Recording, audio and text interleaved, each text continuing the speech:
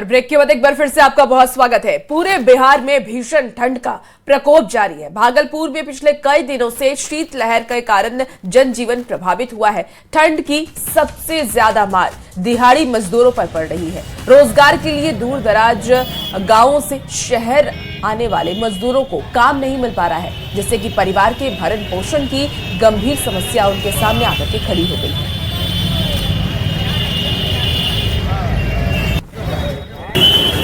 ठंड के कारण सिर्फ लोगों की दिनचर्या ही प्रभावित नहीं हुई है, बल्कि रोजी और रोजगार पर भी इसका असर पड़ा है। वो निराश होकर फिर वापस गांव लौट जाते हैं। रोजाना काम की तलाश में शहर आते हैं। काम नहीं चल रहा है, बहुत कम। हम लोग किराया भाड़ा लगा के आते हैं, घूम के जाते हैं। यही स्थिति आप देख रहे हैं। हमें चल रहा है, किराया लग रहा है 5000 रुपया। लेबर मिस्त्री घूम रहे हैं, क्या करेंगे? तो फिर वापस गांव चले जाते हैं। क्या करेंगे? जाके रूम में खाएंगे, गाँव कहाँ जाएंगे? जाएंगे रूम में। 6 बजे से लेकर 11 बजे तक हम खड़ा रहते हैं सड़क किनारे रोड पर। कहीं भी काम नहीं मिलता, कोई पार्टी नहीं आता है। चलिए देख लीजिए कि किस तरह से हाल के दिनों में जो ठंड बढ़ा है और इसका असर सिर्फ आम जनजीवन पर ही नहीं बल्कि रोजी रोजगार पर भी पड़ा है। खासकर जो दिहाड़ी मजदूरी करने वाले लोग हैं, उनकी परेशानी साफ तौर पर बढ़ती हुई नजर आ रही है। विकास कुमार सिंह, न्यूज़ 18, भागलपुर। बिहार में कड़ाके की ठंड के बीच कटिहार नगर निगम ने लोगों को राहत देने की पहल की है। शहर के 16 प्रमुख सार्वजनिक स्थलों पर अलाव की व्यवस्था की गई है। जल्दी सभी 45 वार्डों में भी अलाव जलाए जाएंगे। देर शाम से अहले सुबह तक खुले आसमान के नीचे रहने वाले लोग इस व्यवस्था से काफी राहत महसूस कर रहे हैं। ठंड के ठिठुरन के साथ ही शहर के महत्वपूर्ण चौक चौराहे में नगर निगम की तरफ से इस तरह का अलाव का व्यवस्था किया जा रहा है। कटिहार नगर निगम की तरफ से 16 स्थानों पर इस तरह अलाव की व्यवस्था किया गया। जरा बात कर लेते हैं। सबसे पहले कितना जगह नगर निगम क्या क्या व्यवस्था किया गया है? बढ़ते ठंड के प्रकोप को देखते हुए आम जन जीवन को राहत पहुंचाने हेतु जिला पदाधिकारी महोदय के निर्देश पर माननीय नगर आयुक्त, माननीय महापौर, माननीय उप महापौर के निर्देशानुसार आज पूरे शहर में लगभग 16 जगह पर जो है अलाव की व्यवस्था की जा रही है। बहुत अच्छा जो व्यवस्था हुआ है। ठंडा काफी 3-4 दिन से बढ़ रहा था, इसीलिए इसका उदाहरण किया गया है लकड़ी का। तो आप लोगों को शाम से देर रात तक बाहर रहना पड़ता है, तो सहूलियत होगा ना जी। ठंड के ठिठुरन लगातार बढ़ते जा रहा है और ऐसे में कटिहार नगर निगम की तरफ से 16 जगह में इस तरह का अलाव का व्यवस्था किया गया है, जिससे लोग संतुष्ट दिख रहे हैं। सुब्रत, न्यूज़ 18, कटिहार। देखिए, नवादा जिले में कड़ाके की ठंड और पछुआ हवा ने जनजीवन को बेहाल कर दिया है। मौसम विभाग ने ठंड को लेकर के लगातार अलर्ट जारी कर रहे हैं और अगले कुछ दिनों तक तापमान में और गिरावट की चेतावनी भी मौसम विभाग की तरफ से जारी की गई है। सबसे ज्यादा परेशानी बेघर और मांग कर जीवन यापन करने वाले लोगों को हो रही है। आपको बता दें कि स्थायी रैन बसेरा होने के बावजूद पहुंच की व्यवस्था नहीं है। अस्थायी रैन बसेरा न होने से कई लोग नवादा रेलवे स्टेशन पर ही आश्रय स्थल उन्होंने बना रखा है। सर्दी का 3rd डिग्री का टॉर्चर इन दिनों लगातार जारी है और नवादा में भी लोग सबसे ज्यादा परेशान पछुआ हवा से हो रहे हैं। इन सब के बीच सबसे ज्यादा परेशानी वैसे लोगों को हो रही है जो जिनके पास कोई आश्रय नहीं है, भीख मांगने वाले लोग। उनके पास ऐसी कोई व्यवस्था नहीं कि जिनसे उनकी सर्द रातें जो है वो अच्छे तरीके से कट सके। नवादा रेलवे स्टेशन का परिसर इन दिनों ऐसे लोगों के लिए आश्रय स्थल बना हुआ है। स्थानीय प्रशासन की तरफ से अभी तक ऐसी कोई व्यवस्था नहीं की गई जिससे इन बेसहारा लोगों का रात अच्छे से कट सके, क्योंकि शहर में एक परमानेंट आश्रय स्थल तो बना हुआ है मगर वहां तक लोग जो है वो पहुंच नहीं पाते हैं, जिस कारण रेलवे स्टेशन पे लोग जो है वो रात बिताने को मजबूर है। इस वक्त आप तस्वीर के माध्यम से देख सकते हैं कि लोग किसी भी तरह अपना गुजर बसर कर रहे हैं। कोई कंबल, कोई कपड़ा लगा के यहाँ पे रात बिताने को मजबूर है और ऐसे लोगों की संख्या जो है वो सर्वाधिक रेलवे स्टेशन पर है। हालांकि स्थानीय प्रशासन ने अलाव जलाने की व्यवस्था जरूर की है मगर इन असहाय लोगों के लिए अभी तक ऐसी व्यवस्था नहीं हो सकी। कुछ ना हमरा के नहीं कंबल उम्बल ना। कहाँ रहो? हम यहीं पर स्टेशन पे रोज। हाँ, तो कोई घर बनाए हो ना? बोले इनको ना घर बनाए हो, यही रात बीता है। हाँ, बाल बच्चा ना बाल बच्चा कुछ कंबल उम्बल ना सर, ना मिला ना रात यही बिताते हैं। हाँ, ऐसी घर दुआर ना है कि प्रशासन कुछ नहीं दिया व्यवस्था नहीं। नहीं मिला ना? 3 गो, हाँ 3 गो सुकरी नाम है। ऐसी कोई व्यवस्था नहीं की गई है जिससे इन गरीब असहाय लोगों को सर्दी में रात अच्छे से कट सके। तो जरूरत है कि नवादा जिला प्रशासन ऐसे लोगों को चिन्हित करे और अस्थायी रैन बसेरा बनाकर इन्हें उस स्थान पर पहुंचाने का काम करे। अनिल विशाल, न्यूज़ 18 नवादा। बिहार में लगातार बढ़ रहे ठंड के कारण जनजीवन प्रभावित हुआ है। वहीं पूर्णिया मेडिकल कॉलेज अस्पताल में ठंड की वजह से मरीजों की संख्या में बढ़ोतरी देखी जा रही है। एक तरफ जहां बच्चों में डायरिया के लक्षण वाले मरीज बढ़ रहे हैं, वहीं कोल्ड स्ट्रोक से मरीजों की संख्या में भी काफी वृद्धि हुई है। ठंडा से बच्चे मलेरिया अचानक ठंडे करने के कारण यह कोल्ड डायरिया बच्चे को थोड़ा उल्टी पैखाना। तो पेशेंट की संख्या में बढ़ोतरी हुई है पहले से? हाँ, 2-4 अभी ऐसे करके आ रहा है। हमारे यहाँ तो दवाओं का संपूर्ण व्यवस्था है, दवाओं की कमी नहीं है। कंबल है पूरा और हीटर भी है। ज़्यादातर स्ट्रोक या हाई ब्लड प्रेशर के मरीज आ रहे हैं। ठंड तो बहुत बढ़ गई है, तो बच्चों को प्रिकॉशन के लिए अभी सर्दी, खांसी, निमोनिया, डायरिया ये सब का ज़्यादा केस आ जाता है। तो उसमें सबसे पहले जिसको ज़रूरत नहीं है वैसे बच्चों को बाहर ना भेजें, ठीक है। दूसरा, घर में किसी को इन्फेक्शन हुआ है, यदि सर्दी खांसी हुआ है तो उससे दूर रखें, उससे बचाव रखना है। देखिए, राज्य में साइबर क्राइम के मामले लगातार बढ़ रहे हैं। दूसरे राज्यों के साइबर अपराधी बिहार में गरीब परिवारों को निशाना बना रहे हैं। मामला बेउर थाने का है, जहां सुमन केसरी नामक महिला को साइबर अपराधी ने ठगी का शिकार बनाया। सलमान खान के सेक्रेटरी के नाम से फोन किया और ये कहा कि बीइंग ह्यूमन संस्था के नाम पर मदद देने के बहाने जो खाते खुलवाए और उससे पैसों का ट्रांजैक्शन किया गया। गुजरात और बेंगलुरु की पुलिस ने महिला को नोटिस भेजा है। राज्य में साइबर क्राइम के मामले लगातार बढ़ रहे हैं। पटना में भी कई ऐसे मामले आ रहे हैं जिसमें कि लोग और खास करके जो गरीब लोग हैं वो इस साइबर के मामले के शिकार हो रहे हैं। बेउर के एक परिवार है जिनके साथ ये मामला बना है। क्या मामला, हम उनसे बातें जानेंगे। क्या हुआ था, किसने आपको फोन किया था? सलमान खान का सेक्रेटरी बोल करके मेरे पास कॉल आया था कि हम गरीबों को मदद करते हैं, हम आपको भी मदद करेंगे, आप अकाउंट खुलाइए, हमारे एक अकाउंट पे 2-2 लाख रुपया आपको देंगे, मदद करेंगे। हम नहीं खुला रहे थे, फिर भी कॉन्विंस इतना करते रहा, बार बार कॉल करके परेशान कर दिया कि आप खुलाइए, हम आपको मदद करेंगे। फिर हम खुलाएं, सितंबर में हमने खाता खुलाया, 9 खाता खुलाया, जिसमें 8 खाता का ATM हमसे DTS एड्रेस पर मंगवा करके और उसको बोला कि वेरीफाई करके फिर हम वापस कर देंगे आपको, उसके बाद आपके अकाउंट में पैसा चला जाएगा। लेकिन वो खाता ATM का हम इंतज़ार करते रहे, नहीं आया। 18 नवंबर से उसका मोबाइल स्विच ऑफ हो गया और बात करना छोड़ दिया। 2 जगह से नोटिस आया है, गुजरात साइबर थाना से आया है और एक बेंगलोर से आया है लेटर मेरे पास। जो पीड़ित परिवार है उनका कहना है कि 2 राज्यों से, गुजरात और बेंगलुरु, 2 जगह से जो मामला दर्ज हुआ है, इन्हें पूछताछ के लिए बुलाया भी गया है और 2-3 राज्यों के बीच में मामला उलझा हुआ है। वहाँ की पुलिस पूछताछ के लिए बुला रही है, लेकिन यहाँ मामला भी दर्ज नहीं किया गया। पिछले कई दिनों से ये लोग परेशान हैं मामला दर्ज कराने के लिए, लेकिन मामला अभी तक दर्ज नहीं हुआ है और स्थिति है कि परिवार पूरी तरह से परेशान है। और साइबर क्राइम्स में जैसे मामलों में इस तरह से गरीब परिवार काफ़ी परेशान हो रहे हैं। न्यूज़ 18 पटना से धर्मेंद्र कुमार। आर्यभट्ट ज्ञान विश्वविद्यालय पटना में 2 दिवसीय पूर्वी क्षेत्र कुलपति कॉन्फ्रेंस का उद्घाटन किया गया। राज्यपाल आरिफ मोहम्मद खान ने कार्यक्रम का उद्घाटन किया। आर्यभट्ट ज्ञान विश्वविद्यालय के कुलपति शरद कुमार यादव, शिक्षा मंत्री सुनील कुमार और ग्रामीण कार्य मंत्री अशोक चौधरी मौजूद रहे। AIU के 100 वर्ष पूरे होने पर आयोजित कार्यक्रम में संस्था का टिकट भी जारी किया गया।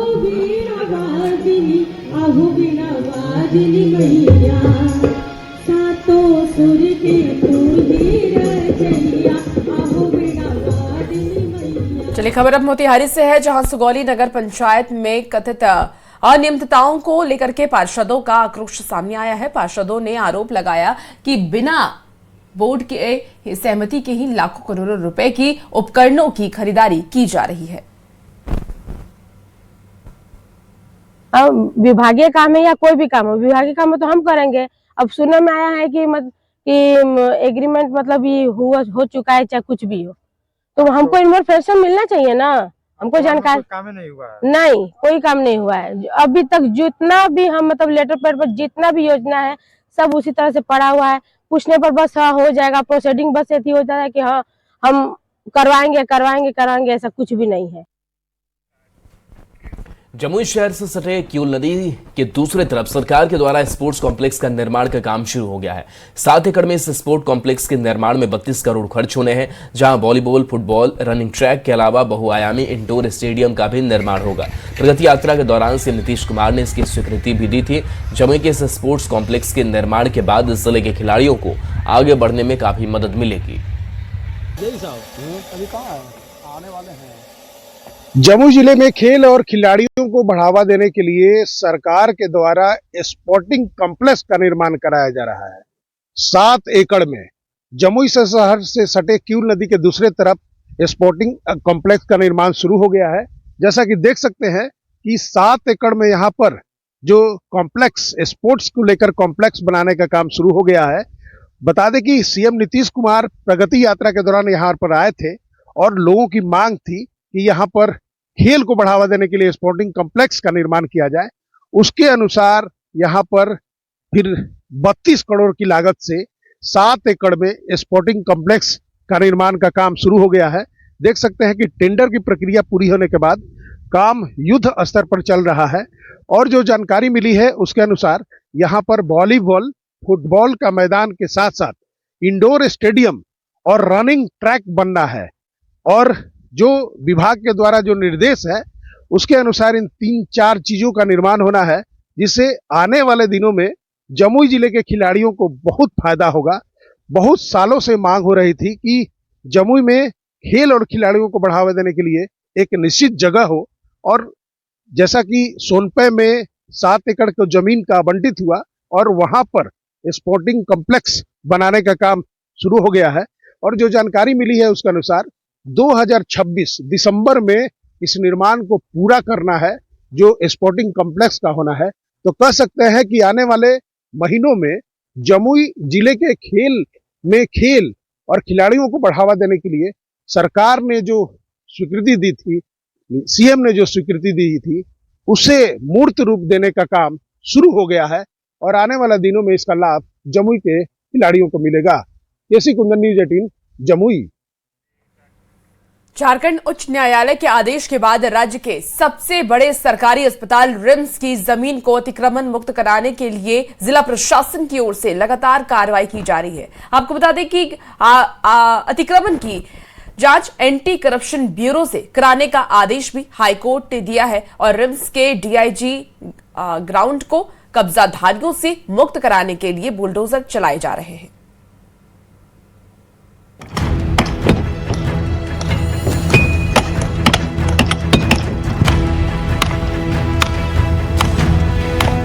रांची में रिम्स अतिक्रमण की जांच एसीबी करेगी। झारखंड हाईकोर्ट के आदेश की कॉपी जिला प्रशासन को भेजने के साथ ही दोषी विभाग अधिकारी बिल्डरों को चिन्हित कर कार्रवाई की प्रक्रिया शुरू हो चुकी है। हाईकोर्ट ने एफआईआर कर दोषियों से मुआवजा राशि की वसूली के निर्देश भी प्रशासन को दिए हैं।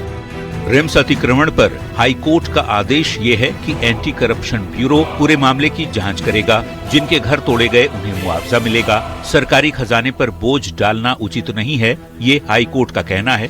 हाईकोर्ट ने ये भी निर्देश दिया कि दोषियों पर कार्रवाई कर मुआवजा वसूला जाए।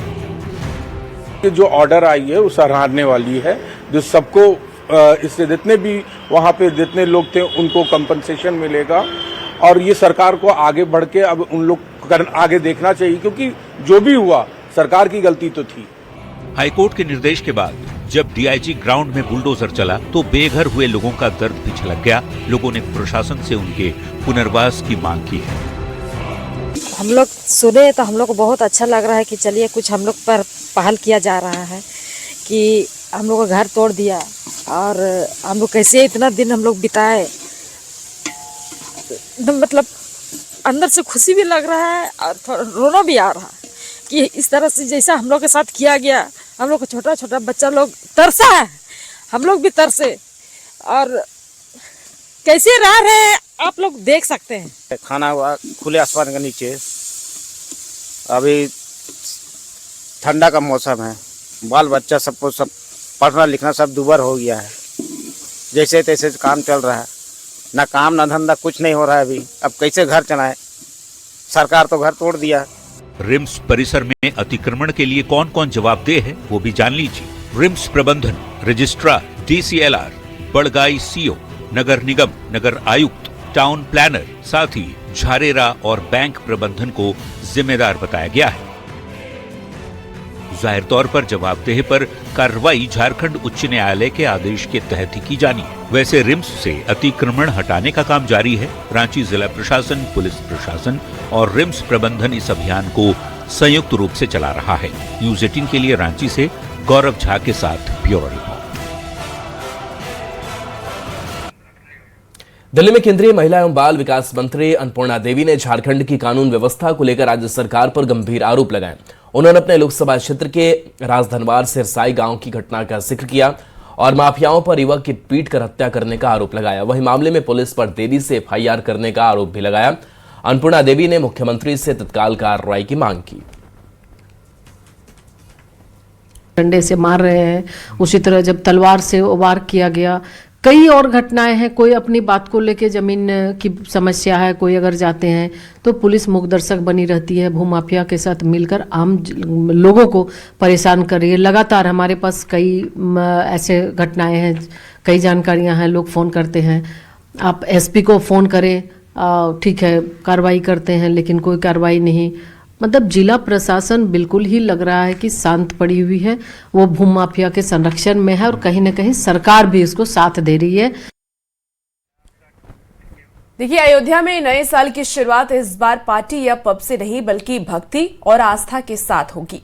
1 जनवरी को देश भर से श्रद्धालु रामलला के दर्शन के लिए अयोध्या पहुंचने की तैयारी में है। राम नगरी के लगभग 65 से 75% होटल पहले ही बुक हो चुके हैं। रामलला का द्वितीय वर्षगांठ को मनाने में इत्तेफाक से उस दिन डेट को 31/1/2 5 दिवसीय कार्यक्रम है। 1 जनवरी वाले दिन अयोध्या की ओर काफ़ी संख्या में दर्शनार्थी लोग अयोध्या की ओर उमड़ रहे हैं। 1 तारीख को आपकी काफ़ी संख्या में दर्शनार्थी आएंगे। होटलों की बुकिंग लगभग 75% 70% फुल चल रही है। हम इस चैनल के माध्यम से सनातन धर्म को मानने वाले हर हिंदू को ये निवेदन है कि अयोध्या की ओर आए, रामलला का दर्शन करें और अपने जीवन को सफल बनाएं। बांग्लादेश में दीपू दास हत्याकांड मामले में अब तक 12 लोगों को गिरफ्तार किया जा चुका है। इनमें से 7 संदिग्धों को RAB यानी रैपिड एक्शन बटालियन ने हिरासत में लिया है, जबकि 5 आरोपियों को स्थानीय पुलिस ने दबिश देकर पकड़ा है। इस मामले में सरकार के रुख की कड़ी आलोचना के बाद अंतरिम PM मोहम्मद यूनुस का बयान सामने आया है। उन्होंने इस हत्याकांड की कड़ी निंदा की है। यूनुस सरकार की ओर से कहा गया है कि नए बांग्लादेश में सांप्रदायिक हिंसा या मॉब लिंचिंग की कोई जगह नहीं है। सरकार की ओर से कहा गया है कि दोषियों के खिलाफ सख्त कानूनी कार्रवाई की जाएगी।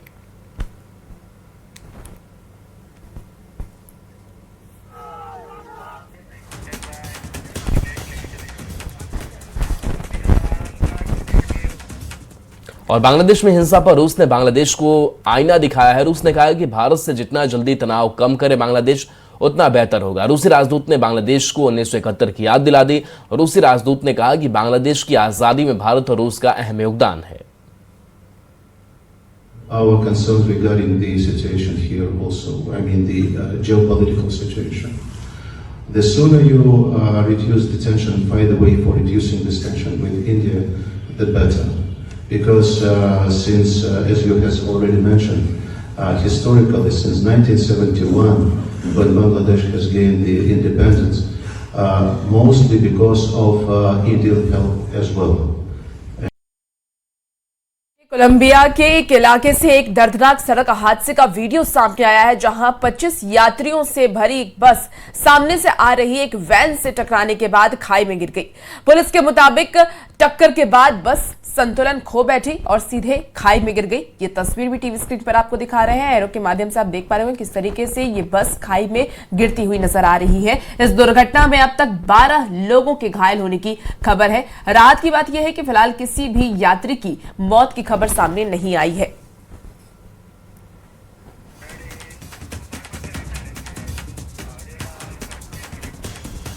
शेखपुरा को एक प्रमुख पर्यटक स्थल के रूप में विकसित करने के लिए जिला प्रशासन ने पहल शुरू की है। जिले के प्रसिद्ध गिरहिंडा पहाड़ से इसकी शुरुआत की गई है।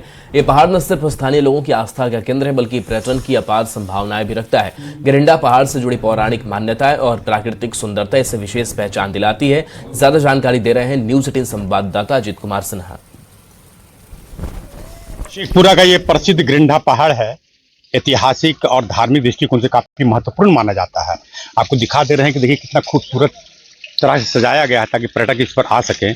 करोड़ों रुपया सरकार ने भी योजना बनाई है और पहली बार डीएम अपने लश्करों के साथ बैठक कर रहे हैं, अपने अधिकारियों के साथ बैठक कर रहे हैं और मंथन चल रहा है विकास योजनाओं का कि आने वाले जो 2026 होगा कैसा शेखपुरा होगा, इसका रूपरेखा की तैयारी की जा रही है। बिल्कुल कहा जा रहा है बहुत आकर्षक जगह है ये। पर्यटन स्थल का जैसे कि कैसे इकोनॉमी को कैटलाइज करने के लिए पर्यटन टूरिज्म इज अ पोटेंशियल रखती है, ये सभी में विदित है। आप देखेंगे कि ये जो मीटिंग है ये हमने अपने समराले में नहीं की है, ये इस गिरिंडा पर्वत पे की है। इसका एक उद्देश्य यही था कि हम लोग इसको पॉपुलराइज करवाना चाह रहे हैं। यहाँ से सोशल मीडिया में आप लोगों के माध्यम से अनुरोध होगा कि सोशल मीडिया में आप लोग इसको करें कि यहाँ पर मीटिंग हुई है, हैशटैग करें गिरिंडा। आप यहाँ देख सकते हैं कि यहाँ बहुत पोटेंशियल है, यहाँ काफी काम करवाया गया है, लेकिन अभी भी जो पोटेंशियल है उसमें काफी संभावनाएं बनती है। तो we would be working on that. और ऐसे ही जितने भी हमारे पर्यटन स्थल हैं उसको हम लोग, जैसे सामस का जो कॉम्प्लेक्स बन रहा है, और अगर और भी कुछ हम लोग को, चूंकि अभी हमने 10 दिन पहले ही ज्वाइन किया है, तो आई विल विजिटिंग इंटेंसिवली। मैं काफी पूरे जिला का दौरा सूक्ष्म रूप से करूंगा। होने वाली बात भी कही जा रही है, बिल्कुल सजाया संवारा जा रहा है, इसको हर मनोरंजन का साधन किया गया है। अजीत कुमार सिन्हा, न्यूज 18। और फिलहाल इस बुलेटिन में इतना ही। बने रहिए न्यूज 18 बिहार झारखंड के साथ।